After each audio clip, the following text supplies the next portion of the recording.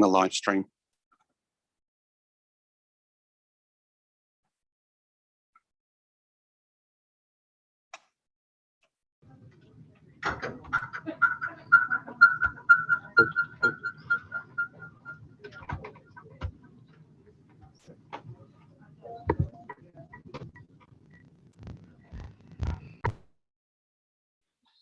All right, let's start with the first slide.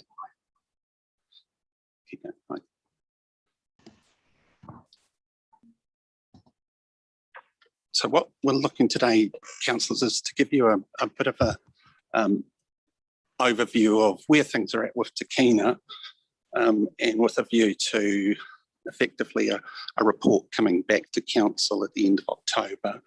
For those that took the opportunity to have a look at the site, that we briefly talked about this that year. So what we're going to look at briefly is a little bit of a refresh of the business case, where we're at with the building program, the operating model, a little bit about the exhibition model, something around the contractual relationships, managing risk, and then where we go from here.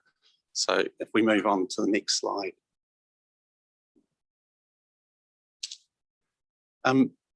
The business case essentially was predicated on delivering a new modern convention centre and exhibition centre for Wellington, largely to allow us to continue to compete in the quite important MICE market, which is meetings, incentives, exhibitions. So we were faced with a situation where, with the new investment in Tākina down in Christchurch, NZICC up in Auckland, we were looking at quite a significant impact on Wellington if we didn't respond with purpose-built, suitable convention facilities, which was a gap in Wellington's market anyway. So the business case was approved back in December 2018, and we've been on with that ever since that point. The other part of the business case was around the urban regeneration of that precinct adjacent to Te Papa.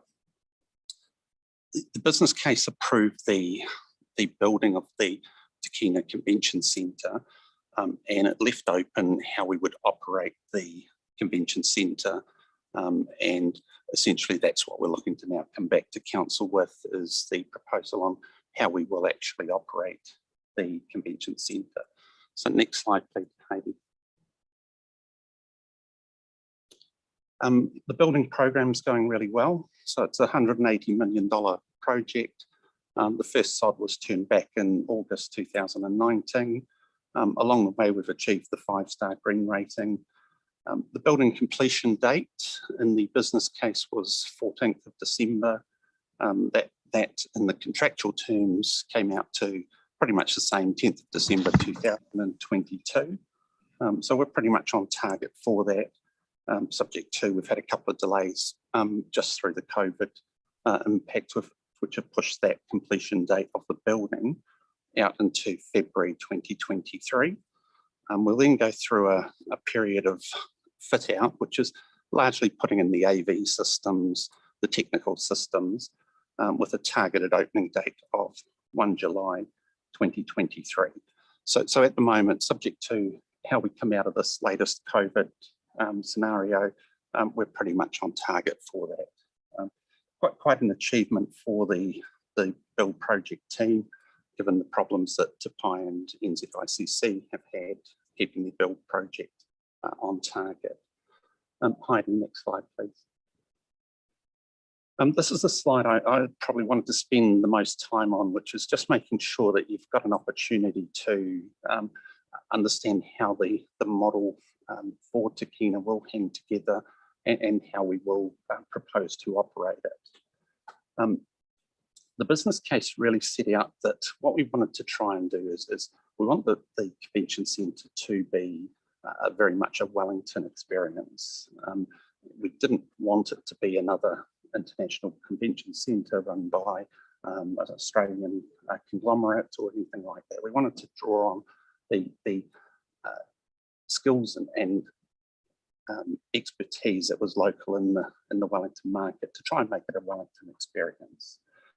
So at the time, we were then tasked with going away and working with Te Papa and Wellington NZ to come up with what a cooperative model would actually look like.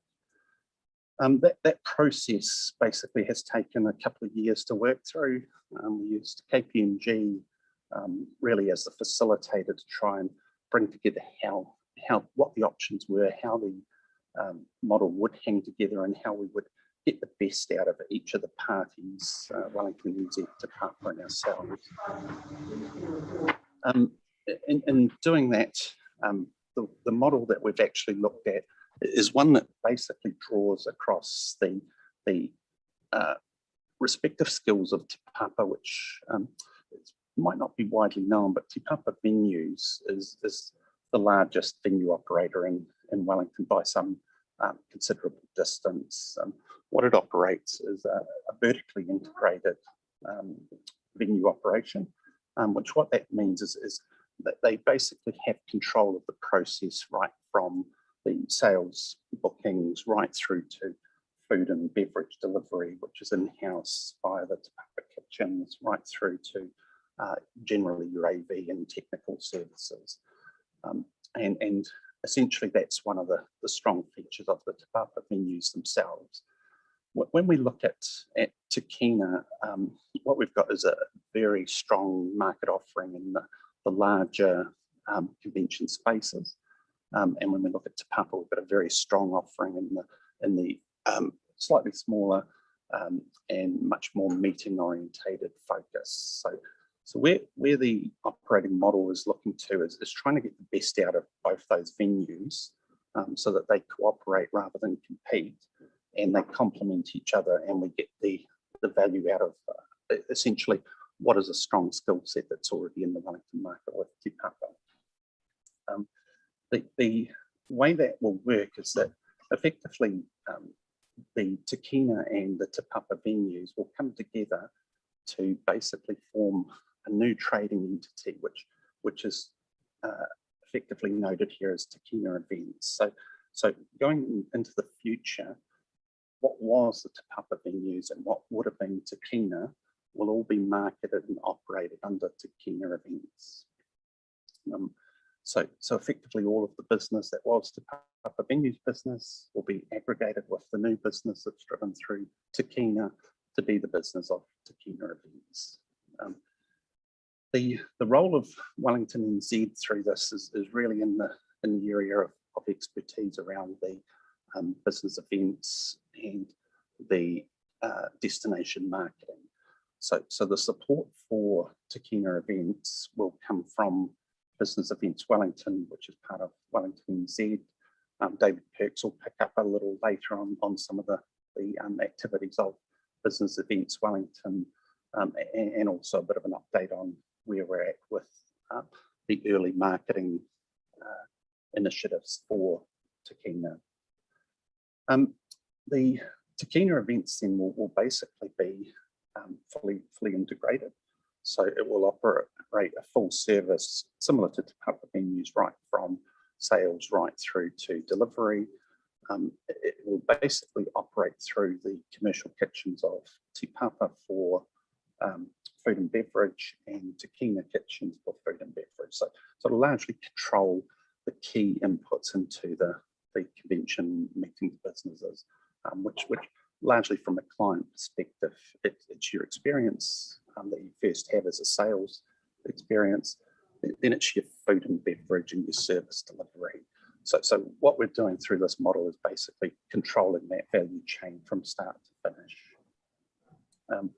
So the way Tākina Events will work is that Te Papa will be the exclusive operator. So that's the service delivery agent for Tākina Events. So they will do the selling, they will do the event delivery, the delivery of the food and beverage, and the actual event experience. Along the way, they will meet all of the costs of the delivery of the events, and they will receive all of the revenues from the delivery of the events. Wellington City Council, as a partner in this, will basically be the building owner and will pick up the costs of the building ownership. So that's your depreciation, your interest, your repairs and maintenance, your exterior cleaning.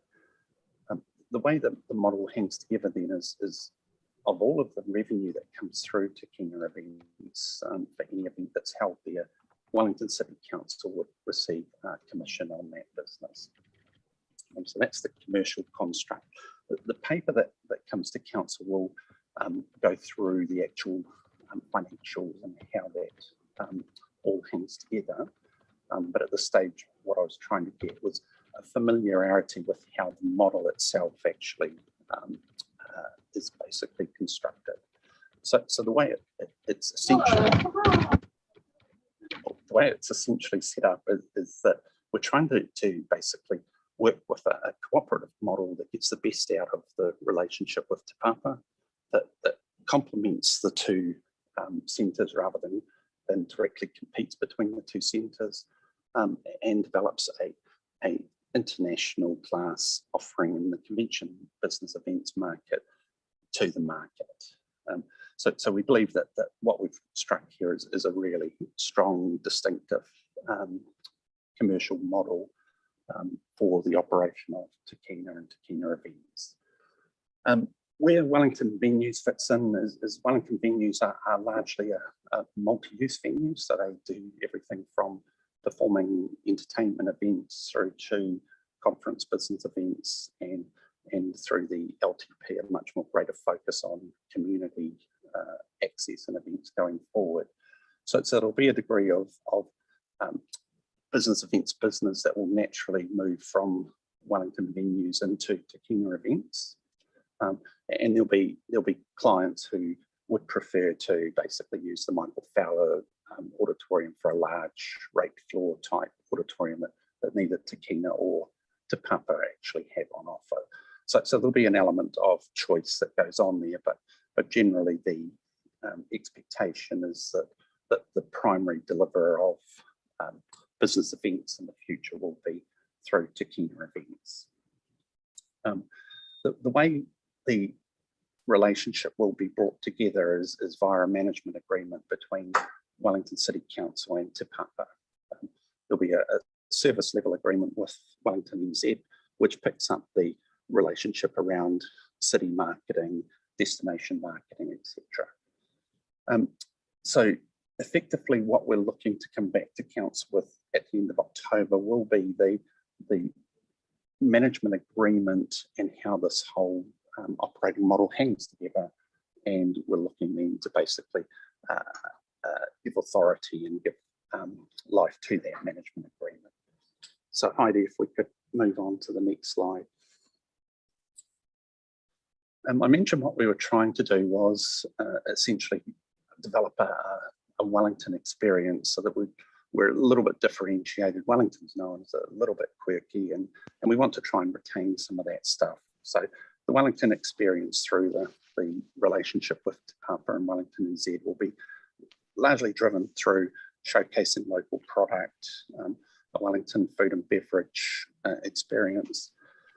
One of the areas we're working at is a rangatahi program, which is how do we basically set up for the training, development, career paths within Tākina events with effectively mana whenua, local iwi, taranaki whānui. How do we get effectively a program that ties together what we want from Tākina events, which is very much we want good quality pipelines of well-trained staff, and how do we link through to local Māori on that. So Te Papa have agreed as part of this that will be one of the features of the operating model.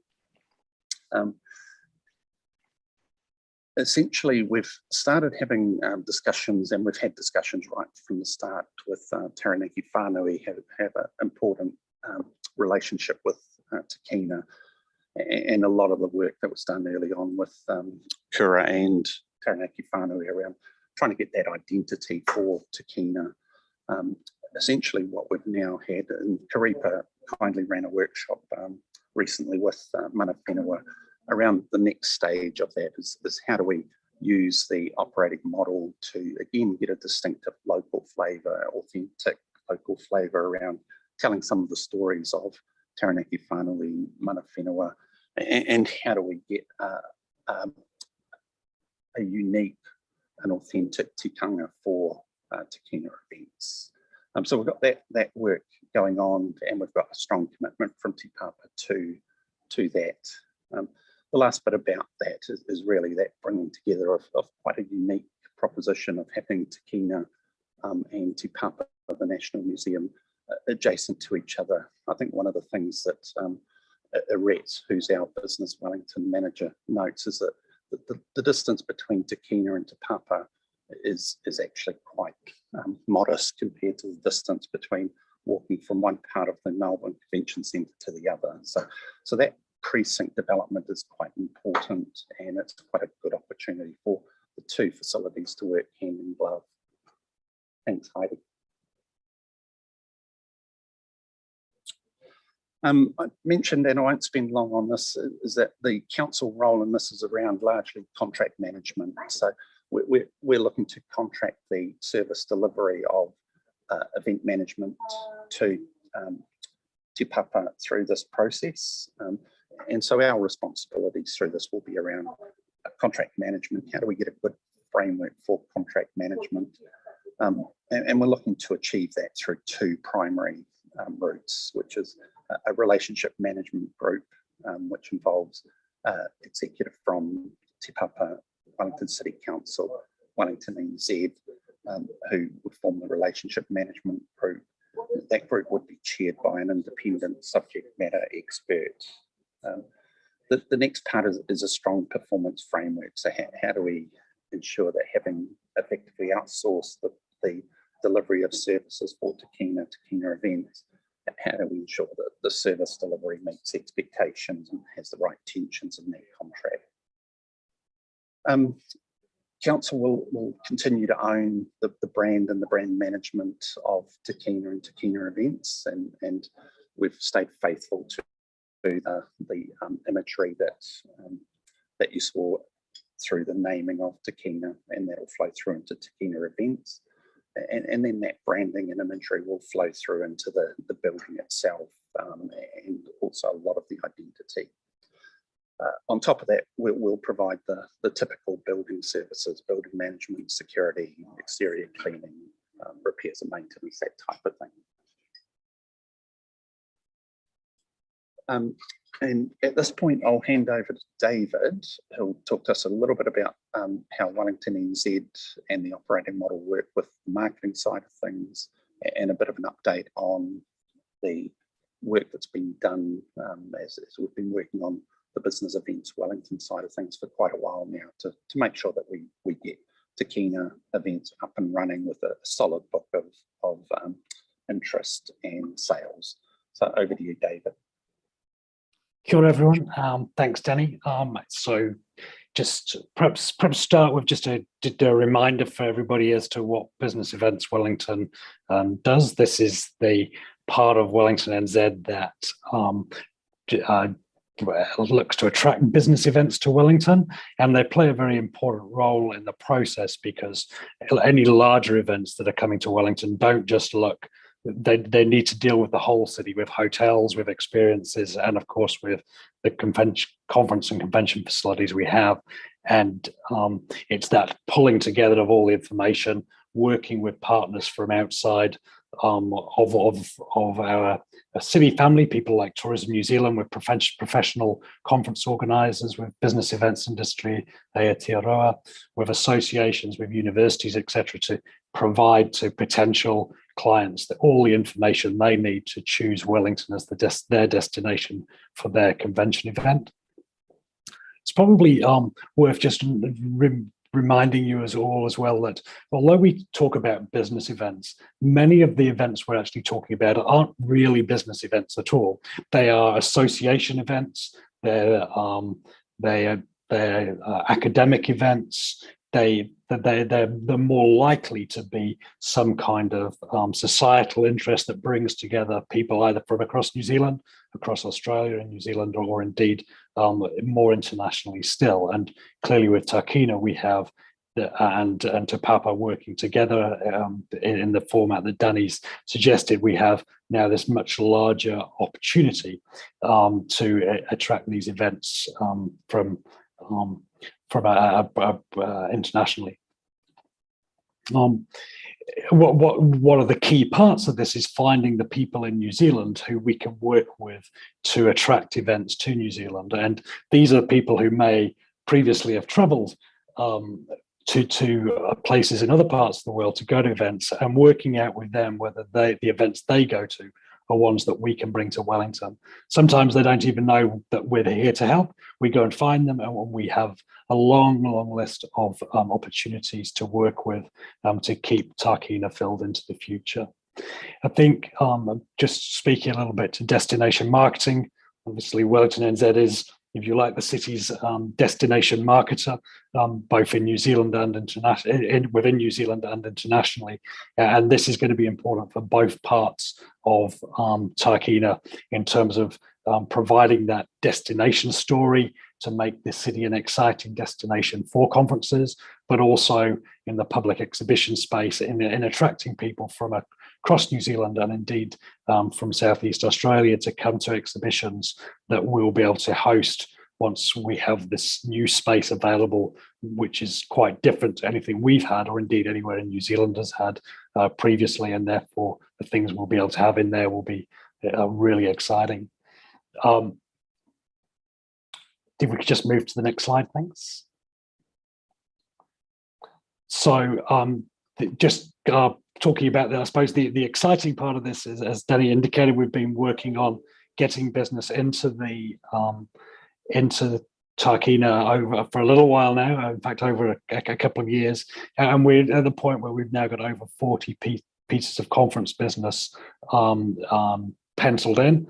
Obviously, we await the contract, the contract for service with Te Papa that becomes Tākina Events, so there's something that can actually be contracted in, but we've got firm bookings, and the excitement we're seeing from the sector is significant. And indeed, when I talk about 40 bookings, what we're actually now needing to do is make sure that we're having to shuffle people around a little bit to make sure we can fit people in, particularly in that first 12 months.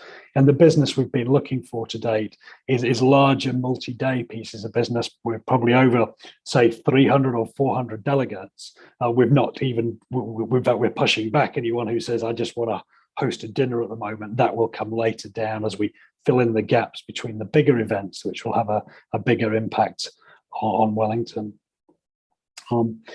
As the slide indicates, we're making some changes in regards to business events Wellington, and this is the secondment that I think Danny informed you, the councillors, about a little while ago, where I and the business events Wellington team will become part of the special project team for Tākina over the next 2 years to make sure that the efforts that we're putting in continue to really make that impact for the long term, to make sure this is a success for the long term, but also very mindful of the need with the new arrangements to create an absolutely seamless approach for our customers, the people who book conferences and conventions in Wellington as we move forward. If you think about your typical conference booker, this person may be somebody, this is the one thing in a year they look after. The need to be able to build trust and confidence with those people is exceptionally important. And by making a seamless model that makes the most of that Wellingtonness, gives us an opportunity to have a real point of difference over the way the other centres in New Zealand are operating, but also centres in other parts of the world as well. Just thought we'd just talk a little bit about the kind of where the market's up to. Well, obviously, there is a very close eye at the moment on what is happening in the event space because of the pandemic and lockdown and what have you. think what we saw when we came out of the lockdowns in 2020 was an extraordinary enthusiasm for Kiwis to get back together physically, and that was seen both in business conference events as well as in public and performance events. And we see no reason why that should change going forward. In fact, perhaps the experience of operating on Zoom over too many weeks, it persuades one that it's not the panacea that perhaps we originally thought back in early 2020.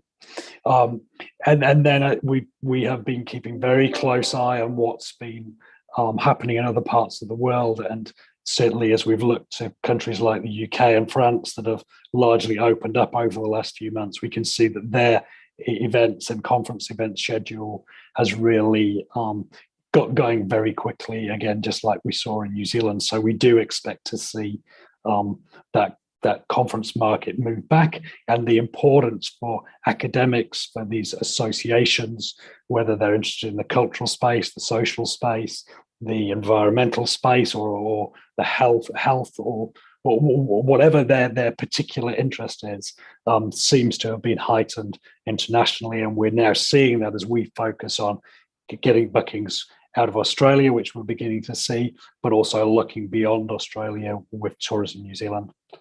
Thanks, Danny. I'll hand back to you.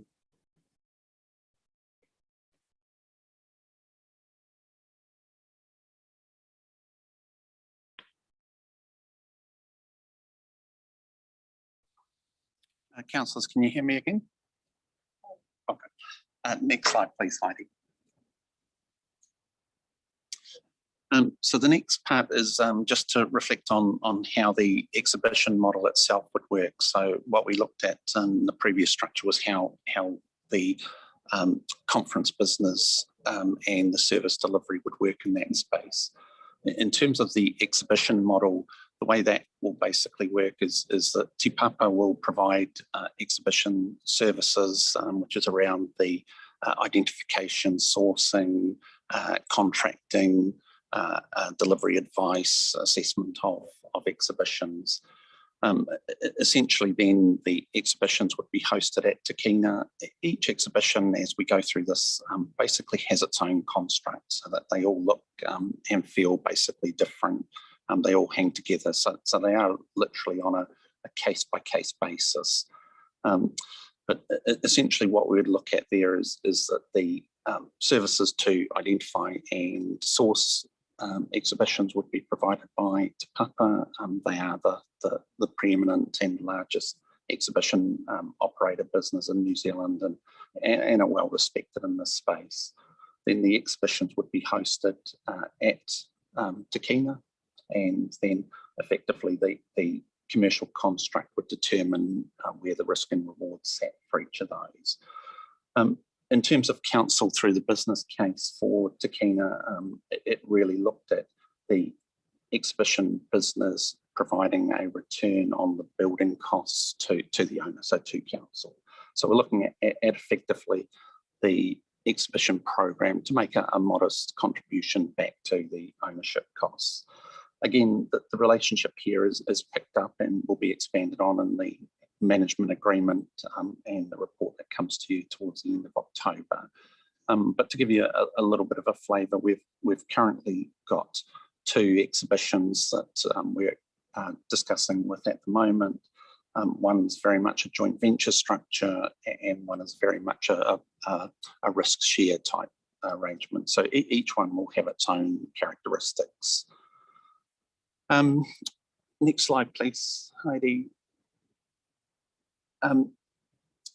Essentially, and this may pick up on Diane's comment in there, the structure that we're looking at here is basically structural design. So the structural design is around the proposed model as to how things work. So that is the aggregating of the business of Te Papa venues with Tākina coming through the new identity, Tākina events, and then service delivery. So that's the structural design. Then the next part of it is really the contractual setting of expectations. So that's the management agreement itself. So that will basically set those expectations the frameworks for how we expect things to be delivered. And then you move on to what is our primary risk in this, which is the commercial risk, which is around performance. So if we loop back to what we set out to achieve for Wellington, it's largely growing those broader city benefits of getting business events, getting visitors into Wellington. That they're all driven by how well you deliver service, so the performance aspect. And so that's the critical part of this. I think the structure is having a good, robust design. The contract is making sure we have good rules of engagement, and then the real success comes from having a good service delivery, and then what are your levers for managing performance? So what do you do if performance is not meeting expectation, and that's going back to your contractual settings. So what we've developed, we think, is a very strong performance framework. We're looking at step changes in the Wellington market, so that we are able to compete both nationally with effectively new product from Tapai, ICC, international conferences, but business that hasn't come to Wellington because our facilities haven't been of a suitable nature. So we need to make sure that as we move into that market, that we're actually capable of performing at those levels. So the performance management framework and how we actually deliver best of breed services is an important aspect. And that's all taken into account as we've developed the model right through the structural design, the contractual framework, and how we manage and monitor performance. Next slide, please, Hayden. So some of the key commercial terms, and we might get a little bit repetitive here, but effectively Te Papa will be the service delivery agent. That's right through from the actual consummating the sale, and I think we just need to differentiate between effectively marketing and sales. So David's talked around Business Events Wellington.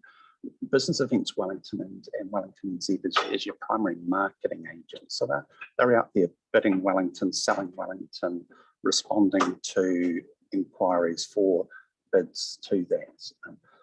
Effectively under your service delivery model, that's consummating your sales. So that's your sales contracting, your pricing, your meeting your terms of event planning. So that's the differentiation in that space. So I think what we've got here is an actual concentration of the marketing of Wellington and Tākina through Business Events Wellington and Wellington NZ, and a concentration of the service delivery through Tākina Events. Effectively, the resourcing for those events will be delivered by Tākina Events, so Te Papa, who would receive the event revenues, meet the event costs, and Wellington City Council would be remunerated in terms of a commission. So we'll take you through that in the actual paper to councillors, how that compares to the business case and the long-term plan. We mentioned the Rangatahi program that is looking to be delivered. Through the agreement, we've agreed that Tākina Events will be living wage, and that will be implemented through that process. Exhibition services for sourcing and contracting will be done through the management agreement. And then there's a significant investment from Te Papa around the fit out of the Tākina kitchens, the back of house areas, and quite a gestation period now between what we look to get the operating model up and running and the opening date. So we've got a period of 18 months or slightly more than that. We've got to do a heck of a lot of planning, got to do a lot of transition, a lot of preparation. So whilst David's team at Business Events Wellington have been working hard on laying those foundations for establishing the credentials of Tākina in the market and starting the pre-booking work, we've got an awful lot to do around our operating standards, menus, uniforms, all of that stuff that needs to be done for Tākina Events. Next slide, please, Katie. So next steps that we will look to come back to Council on the 28th of October to confirm the operating arrangements.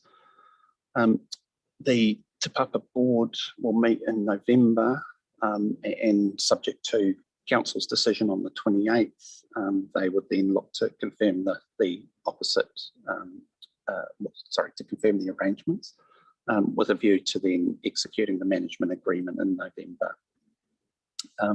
In terms of the exhibitions, we'll continue basically working with a range of exhibition providers to try and secure the first and second exhibitions for Tākina. So we'll keep councillors informed of that process. And then just reflecting that there's been, the project started back in 2018 with a pretty comprehensive business case right through to where we are now. What we're delivering here is effectively what was set out and ordained in the business case. So we will look to basically be available for drop-in sessions with councillors between now and the 28th. If councillors want to look at refreshing, getting up to speed with some of the business case, etc., or just asking questions to fill in blanks. Many will have sort of come into this partway through the project as new councillors. Next slide, please, Heidi. So that's the presentation and the route map for where we're going. So happy to now throw it open to discussions and any questions. Thanks, Danny. So just to check, Heidi, when it said live stream, you confirmed that we're not actually in live stream public. That's what you meant, isn't it? At the beginning of the workshop, that's correct. We are currently live streaming this though. Okay, right. Okay, so that might colour some of the questions in terms of numbers. Okay, so Danny, thank you. I've got Nicola, Laurie, and then Sarah. So Danny, thank you for that. And it does look very exciting, and it will be a huge addition to the area. Just wonder if you can tell me what access will council have for the use of the venue? Look, and we haven't got any specifics, but with both Te Papa in terms of some of the areas at Te Papa are shared areas like the Wellington foyer, espresso lounge, sounding theatre. What we have is basically an arrangement where owners can basically book certain areas. So effectively that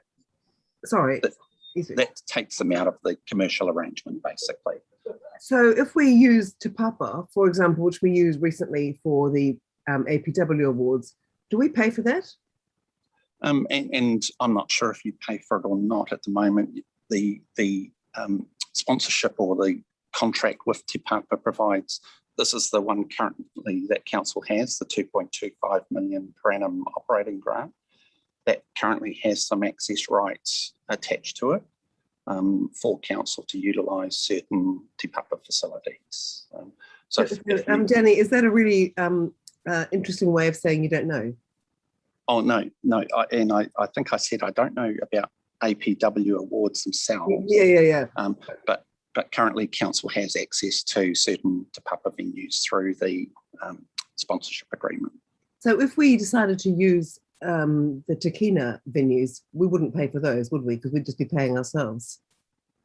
Look, and it would depend in terms of what you mean by use them. If you are basically looking for catering, that type of thing, then you'd have to pay for catering. Sure, I accept that.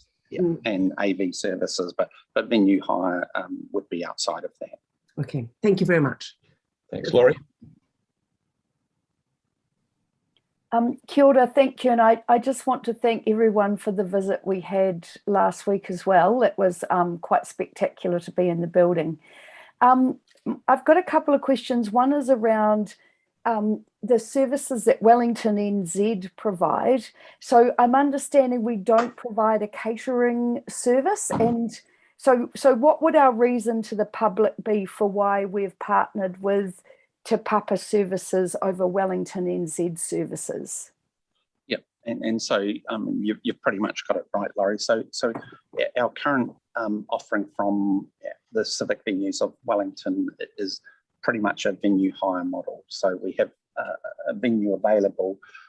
We don't have commercial kitchens. We're not the food and beverage provider. And similarly, we don't have in-house AV tech services. So we have a venue hire, and then we have an outsourced contractual relationship for third parties to provide those other aspects. So if we're looking at that, and I think I mentioned that what we're looking to try and do is make sure that we actually make the step forward in service delivery to be able to compete with the TPIs, the ICCs, as the standard of all offerings in New Zealand will increase. That means having that control aspect of your key inputs, food and beverage, and your AV technical services, so that you've got a more integrated offering right from sales through to service delivery, and you're not relying on third parties to provide some of your key inputs. Okay, thanks, Danny. Just another question around. We're collaborating here, which I absolutely love. But I guess, councillors, we're just about to put in our own strategic procurement framework. So would this be something that we'd be working across organisations so that we are upholding the same values and outcomes with our purchasing? And just on that, thank you for making sure that Tākina events will be living a wage. We'll look forward to celebrating that with you. Yeah, look, and I think both Te Papa is a government organisation and therefore has fairly strong procurement guidelines in terms of what it works on. I think we need to come back, and I see Diane's talked about whether this would create a CCO, but essentially this is a contractual relationship. The contract is based on a lot of shared objectives between Te Papa and council, and a lot of strong value principles that need to be embedded between the parties and understood between the parties. Cool, thanks. And just further to Laurie's question about the sort of synergies with Te Papa, the other big one is that Te Papa has got an extensive experience in major exhibitions. That'd be fair, wouldn't it, David, John, Danny? They are by far the largest and most significant exhibition operator in New Zealand, without question. That was a big synergy behind this as well. Sarah, and then Terry. Yeah, hi. Hey, it's good that things are progressing. That's really exciting. I guess for me, the term commission is a little bit odd, because it's how we're going to pay the thing back, isn't it? We've borrowed money and we've got a business case. Yeah, and explain a bit more about why it's been decided to call it a commission and a little bit of how it will work. Yeah, and I think commission's the technical term we're using, but effectively what we're looking to try and do is make sure there's a fair balance between risk and reward between council and Te Papa.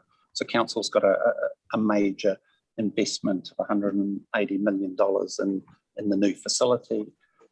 So we have quite a significant risk on that perspective, and we need to be appropriately rewarded for that investment. Te Papa, in taking on the operational risk, has all of that aspect of risk that they take on board, which is the delivery of the events, the fixed overhead that you need to deliver the events, the sales staff, the executive staff, the operational staff, the chefs, the kitchens. So they've got quite a major infrastructure investment of their own right. So the way that it's balanced is that Te Papa receive the revenue, they meet all the direct costs, and then the commission is effectively the way of divvying up the risk and reward between the two parties at the end of that. So effectively, for every dollar of revenue that is generated through Tākina events, council picks up a commission, a royalty, a share of. So that's effectively the commercial model.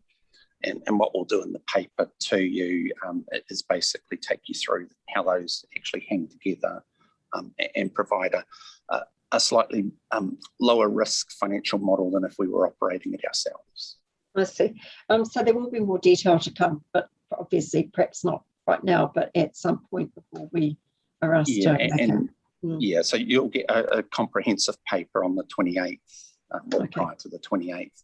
I think it'll have two sections, which will be the explaining the construct, the management agreement, which we've talked about today, but in much more detail, understanding how that structural construct, the contractual construct, and the performance framework hangs together.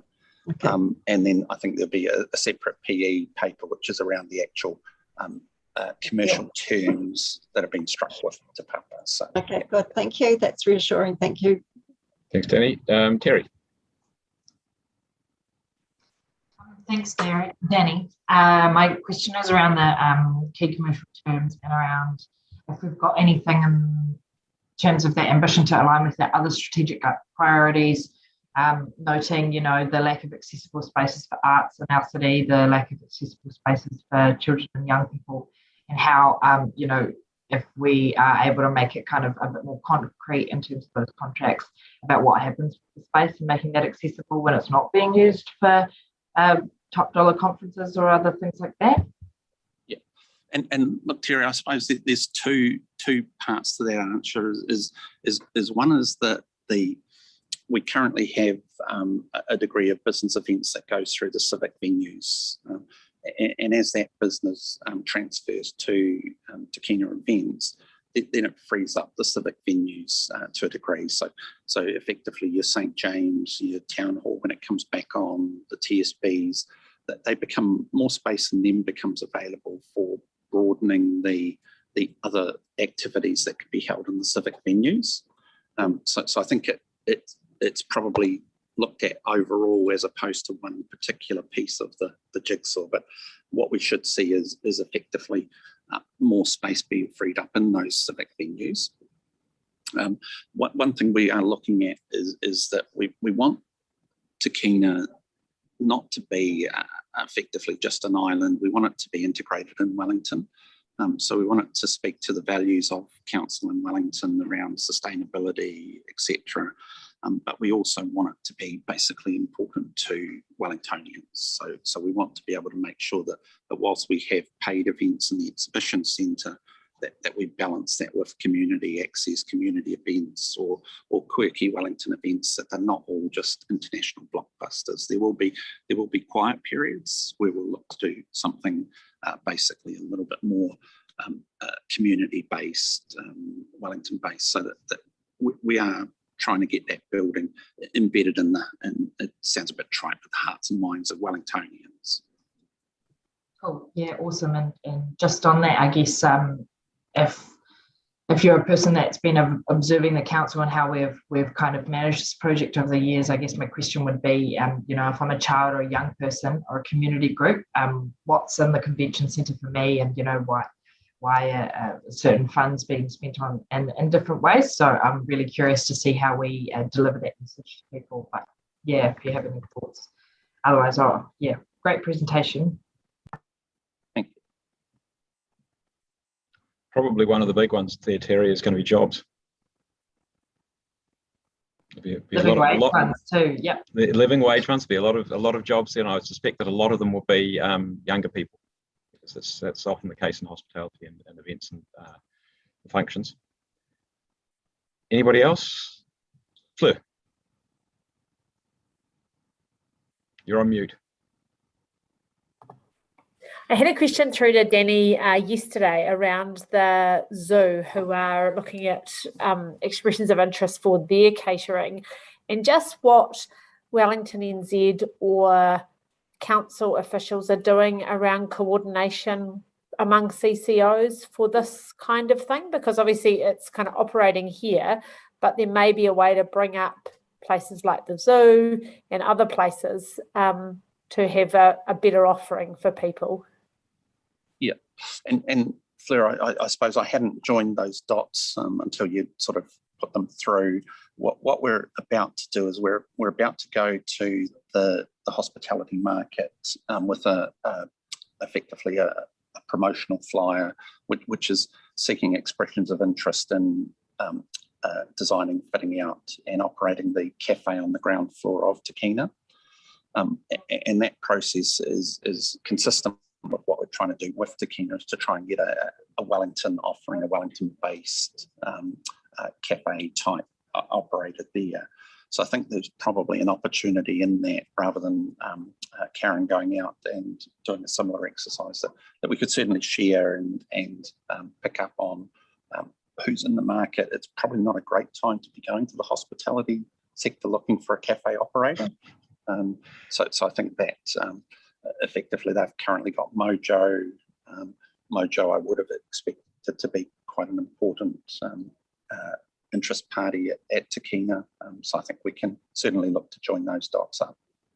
Yeah, I mean, I obviously can't get into the commercial aspect of it, but it does seem like the council should play a role in incentivising, particularly around the living wage, but also there might be other factors that, in terms of commitment to Wellington, that we might want to incentivise, and surely we can coordinate this across CCOs and the council and Tākina. Thanks. No, good call. Laurie again. Great, thank you. My question now is, just hearing you talk about, more spaces in our civic spaces opening up for community, I guess I can't help but wondering if that's hard for Wellington NZ to hear when we are asking them to deliver a break-even / profit on venues, and we note that our community groups actually can't access these spaces.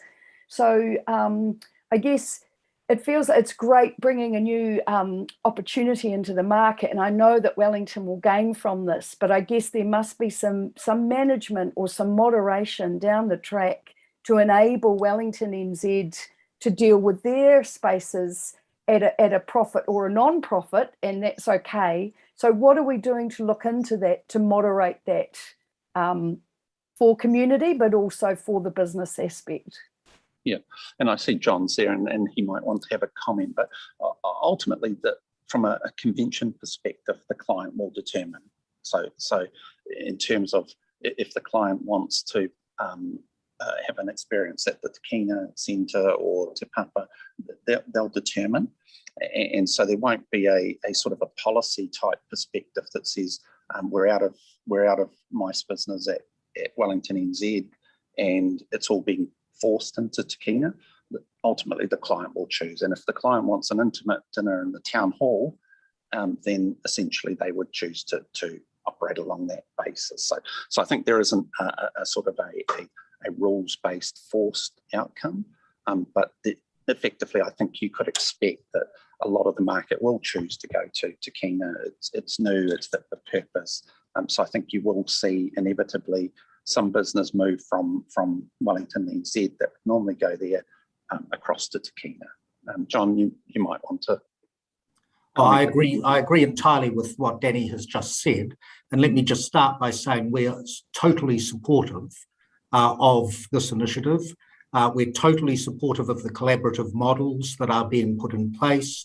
We're happy to second our team. We don't want to lose them for long terms, but nonetheless, we're happy to second our team to support this effort. And we think it is absolutely in the best interests of Wellington. Having said that, as you rightly say, Danny, it will free up space within our wider venues infrastructure. It will have an impact on the P&L of Wellington NZ and of the venues Wellington particularly. We've worked through that with the council over time, and I'm sure we can manage that. The specific response on the question of access and pricing, I think will come in the review that council has asked us to do in approving the Ahitini strategy. That review is being shaped at the moment by Baz and by Gisela, and I expect that will take some form over the next few months. Thank you. Great to hear that that's lining up. Cool.